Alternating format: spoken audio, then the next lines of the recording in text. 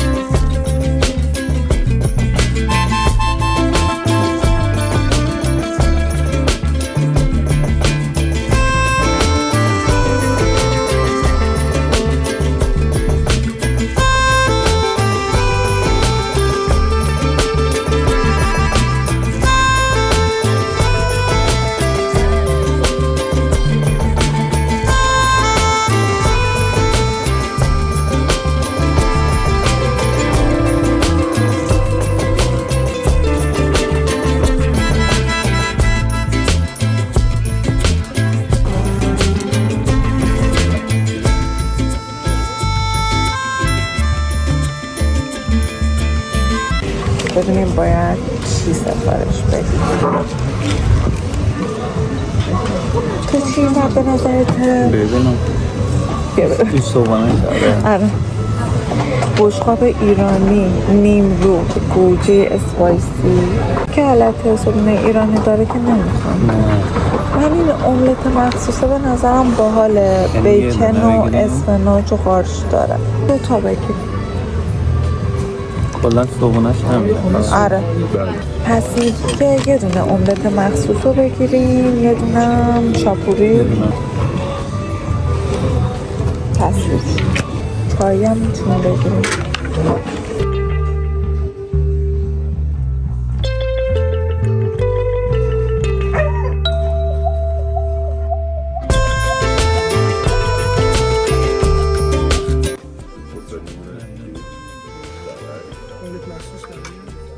اینجا بذار فرق نداره. مرسی.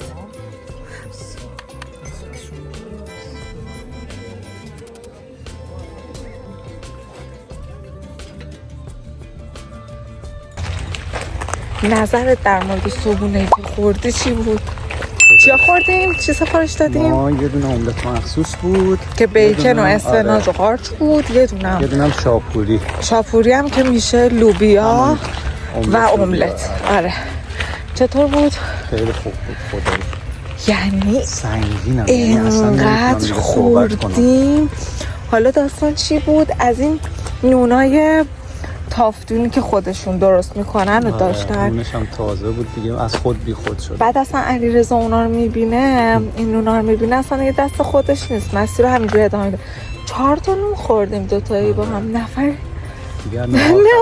نمیتونیم بکشیم. از ناهار دیگه خبری نیست. رفت تا شب. میدونم دیگه در جریانم. حالا فکر نکنم من این بچه رو گشنگیش میدم و بگو که همه چی میخورد.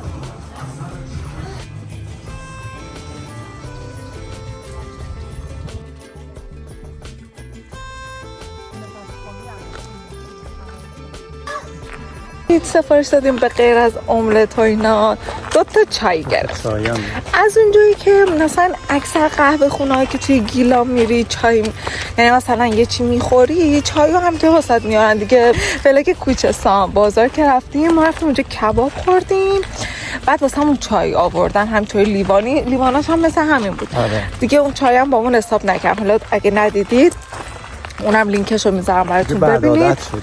آره بعد دیگه اصلا علیرضا الان چای رو نفری 100، یعنی هر نفر 100 داد، 100 یا 105 همون 105. آره اصلا فشار اومد نابود.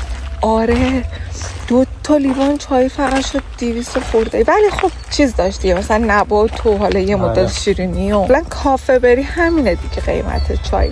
ما میریم قهوه خونه ها اونجوری حساب نمیکنم. خوشت اومده از اینجا؟ آره خیلی. آخه 4 نفرم روبرو نشستن زل زدن. آره اصلا مهم نباشه. حالا بذار بگیرم. بفرما داخل. من بگیر. میگیرم. آفرینه و فکتاش. میدونستی که قبلا یعنی حدودا 120 سال پیش توی ایران عذرخواهی میکنم چای نبوده و همه قهوه میخوردن. جدی میفرمایی؟ بعد میدونی چی میشه که چای توی ایران میاد؟ من قبلشون براش گفتم تو ماشین.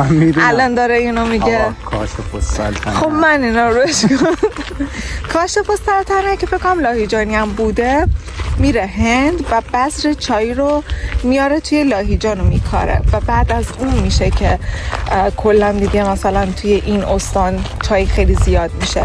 بهترین چایی هم که برای آره فومن و لاهیجانه که دیگه بهترین چای دن. حالا توی گیلان یه چای سبزه یه چای سیاه. فرقش چیه؟ بگو. فرقش توی گفتم اینم تو ماشین واسط گفتم باید جواب بدی. نه اصلا تو هم نگی من میدونستم ولی خودت بگو بچه ها بدونم. خب چای سبز توی یه فرایند، یعنی چای سیاه توی یه فرایندی اکسید میشه، ولی چای سبز خیلی کم این کار باش انجام میدن. واسه همینه که میگن چای سبز خاصیت بیشتری داره برای سلامتی تا چای سیاه، چون اونقدر دیگه اون فرایند روش انجام نمیشه. خب برای لاغری هم خیلی خوبه و ما صبح چای سبز بخوریم. لایف استایل سالم.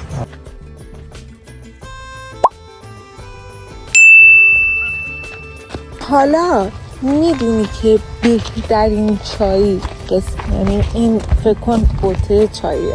آره. بهترین قسمت چای کجای این بوته است؟ بله بهترین قسمتش میشه سر چایی که بهش میگن سرگل. هر موقع میریم بگیریم میگن این چای سرگله. اینم تو ماشین بهش گفته بودم. اطلاعات خودم در مورد چای نه اگه راست میگی بگو به اون چی میگن به غیر سرگل. یعنی چی؟ به اون قسمته که الان به قسمت ابتدایی چای. نه خیر 2 برگ و 1 قنچه. بله.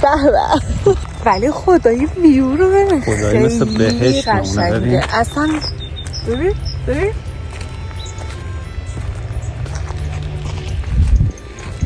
خب بیا از خود بی خود نشی. واقعا از خود بی خود میشم. ببین الان ما 3 روز پیش فومن بودیم. 3 روز پیش مسئوله بودیم دیگه، ولی الان دوباره اومدم انگاری که اصلا تا الان من اینجا نیومدم. یعنی همونقدر ذوق کردم، همون مثل هیجان، همونقدر همش برام عجیب غریب بود. علیرضا میگه تو تازه اینجا بودی چرا یه جوری رفتم میکنی که انگار من تو سال تا سال بیرون نمیرم. آره خدایی یه جوری برخورد میکنی یه وقتایی. اصلا اینجوری شیشه. کافه گیلیادم خیلی باحاله. اونم همین فومنه. حالا مسیر جاده سمت قلعه رودخانه. تو فکر اونو بیشتر دوست. البته تو دوتاش خوبه. آره. گیلیادم فضای خودشه داره. این خب وسیع‌تره. آره این بزرگتره و خیلی خفن‌تره. اون که کافه است که حالا جلوش مزرعه چایی داره، ولی اونجا خوبه اینم خوبه. اونجا بزرگتره.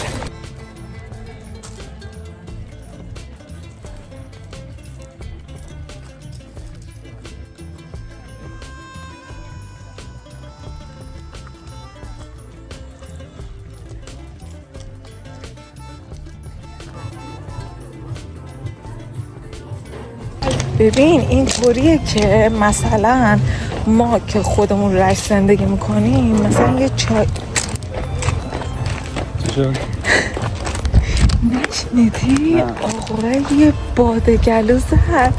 اصلا فکر کنم صداش تو ویدیو هم افتاده باشه. خیلی بلند بود. من نمیدونم چی خورده بود سر صبح. فکر کن از ورود همین افراد غیر مقیم ممنوع. ما که مقیم رشتیم دیگه. اینجا اقامتگاهشه بچه‌ها. بعد اینو داشتم میگفتم، مثلا ماهایی که رشت زندگی میکنیم اینطوریه که میریم یه عالمه چای میخریم میشه 200-300 هزار تومان. حالا مثلا الان گرون شده میشه 400 هزار تومان. بعد اینجا علیرضا اومد تعریف میکرد که رفتن، یعنی این تهرانیای عزیز اومدن اینجا چای خریدن، یه چای کوچولو رو چند دادن؟ 2 تا چای کوچیک بود، 1,400. آره ولی خب دیگه مثلا اینجا چون خودش خب مزرعه چای داره، اینجا چون خودش مزرعه چای داره، همینجا دیگه از تولید به مصرف خیالت راحته که چی میخوری دیگه، مثلا چایش همیناست. ولی خب قیمت بالاتر دیگه نسبت به ماهایی که مثلا توی رشت زندگی میکنیم همینجا میریم سر کوچه چای میخریم. همه جا همینه، شما از محلی ها هر چی بخریم خب قیمتش خیلی پایین تره. آره تا مثلا اینجور جا که حالت اختلاف قیمتیه قشنگ 3 برابر فکر کنم تا اینجایی که مثلا حالت توریستی داره.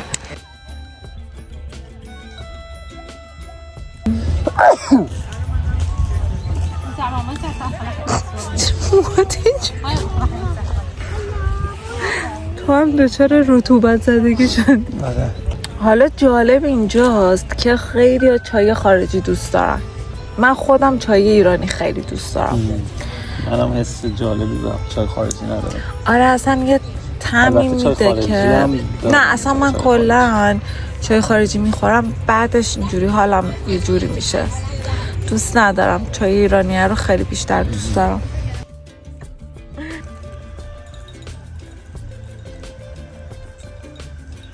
هوا اولش صبح اومدیم حل شد. صبح اومدیم خیلی هوا خوب بود. الان یه کوچولی که گذشت کلن حالت دم داره هوا، به خاطر این دوتای چای هم هست دیگه. یه منظره بهتون نشون بدم، شما فقط اینجا رو ببین.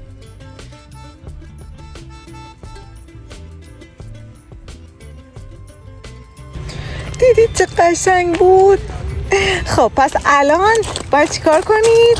وقتشه که ویدیو رو لایک کنید، کانالم سابسکرایب کنید، زنگولنم بزنید دیگه، واسم کامنت بذارید بگید نظرتون در مورد این باغ خوشگل چیه دیگه. نمیتونید بگید که زشته، که خوب نبود، دوست نداشتیم، که تعریف کنید توی کامنت ها. بخونم نظراتتون رو. چند روز پیش هم کجا رفتیم؟ چند روز پیش ماسوله.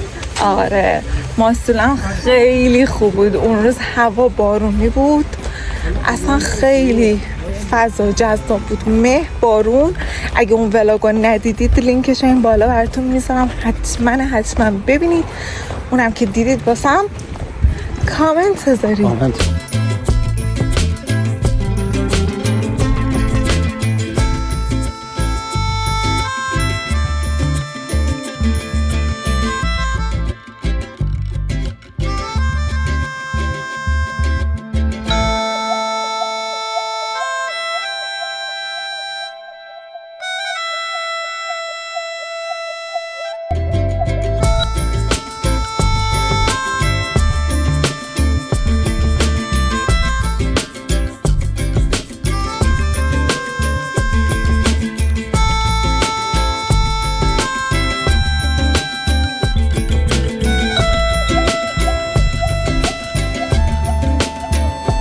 ویوره قشنگ، هر جا بپیچی یه منظره داره.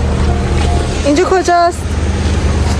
اینجا یه روستا سمت فومن. به اسم؟ والا اسمشو نمیدونم. والا مادرانه.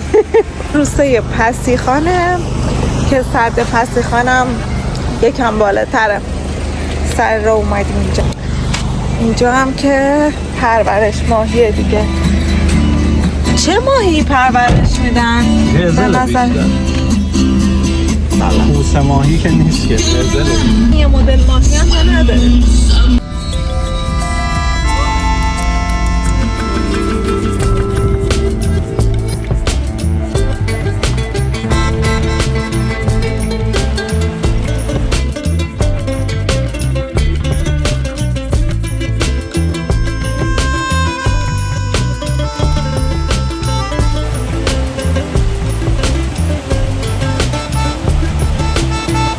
من عاشق اینم رندوم میپیچیم توی یه روستا، بعد یهو اینطوری انقدر خوشگل میشه.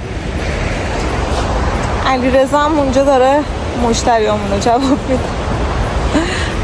من اینجا دارم واسه خودم عشق میکنم.